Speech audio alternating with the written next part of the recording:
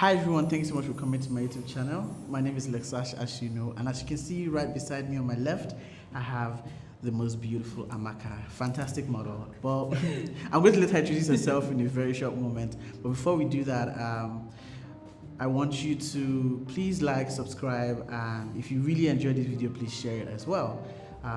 Today we're going to be talking about, in fact, she's going to be doing more of the talking. We're going to be talking about things photographers should know when working with models. She's a model, she's going to give us her insight, and please help me welcome Amaka. Hi everyone.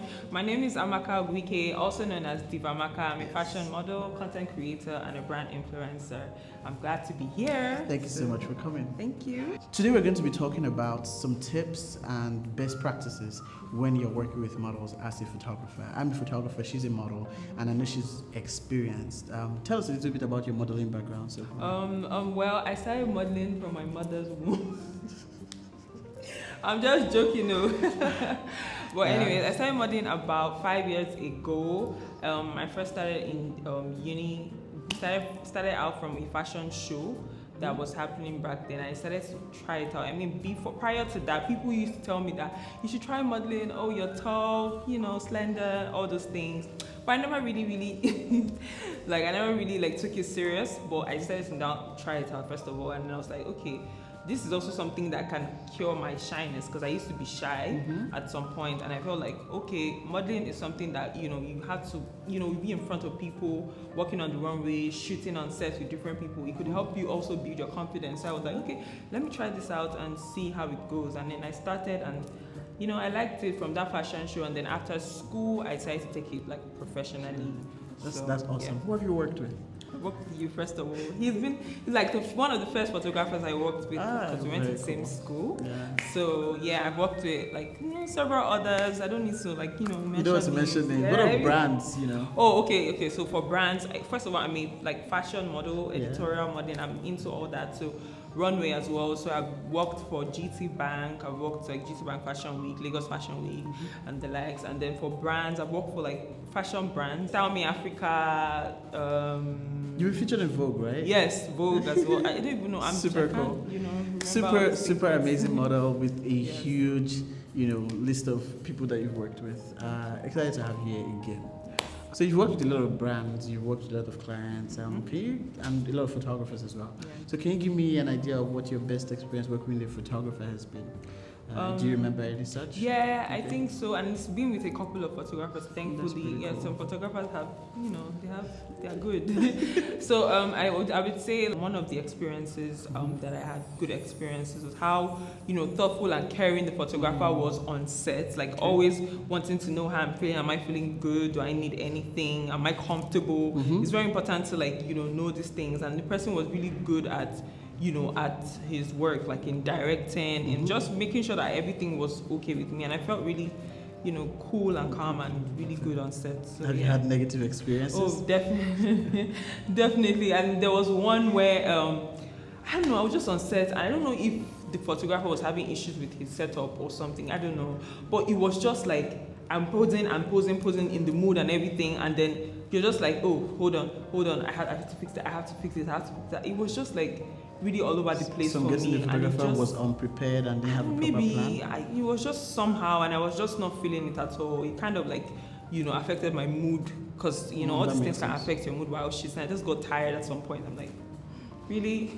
So yeah. So that said, so what are the best things that a photographer can do? What are the tips that you want to offer us today? Because so more models and you will not have such bad experiences with other photographers anymore. So give us some of those tips. First tip for me would be share your mood board before set, before the shoot, before the shoot day. This is really important for we models, so we can get into the vibe of, or get an idea of what you're trying to create. And if at all we need to work our angles, practice the day before, and get comfortable with the poses and everything, it would be better. So share your mood board before set. I typically like to always have a mood board and share with the models, the stylists, the makeup artists, so everybody knows what we are doing when we get on set, so and there's no confusion. Exactly, it's just very clockwork. Everybody knows what to do, and of course it doesn't mean that there will not be times where you are not sure, of what you're going for, Yeah. but I try to make sure that as much as possible you have a mood board ahead, you have a plan ahead, and Yeah. you know what you're trying to do up front. Yeah. What's your second tip? So my second tip would be give feedback. So this feedback could be positive, it could be negative. Obviously, if you're giving negative feedback, make sure it's not doesn't come off as rude or impolite. There's the way you structure your sentences and everything. So it's very important that there's a feedback. So because we need to know, we're not seeing what you're saying. You're the one seeing the camera, and you can see what looks good and what doesn't look good. So we need to know all that. So let us know what we're doing, if we need to pose in a certain way or if we need to pose in that way. So very important that you give us feedback. In my background in the corporate world, we had this way of saying, when you want to give feedback, you have to be specific. Let the model know what you want her to do and why what she's doing doesn't work, and then also be kind as you're giving that feedback to make sure that you're not affecting esteem. Because it's about their really body, it's about self-esteem. Exactly. So you always have to be kind when you're giving feedback.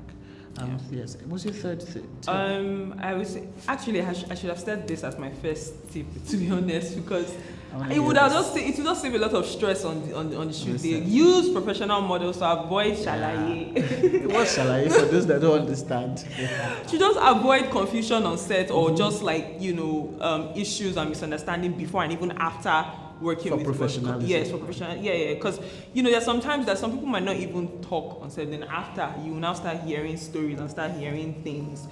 I feel like it's as a result of not using professional models, because I feel like once a model knows what she's doing and how, like, if she's very experienced with this job, like, she knows what to do on set. You wouldn't even need to do too much or say too much on set. It just makes the work easier. But it's definitely okay to work with new models. Definitely, right? definitely. Just as much as possible still, especially because they are new, you need to guide them through the process, let them know, and preferably have other people around. Yes. That makes sense. Another tip that I would like to give for photographers is have your set of equipment, let them be like on point on shoot day, so that there's no, you don't have no challenges while shooting. There's no people are not, everything is just going well. Yeah. And the shoot goes smoothly. Proper preparation prevents poor performance.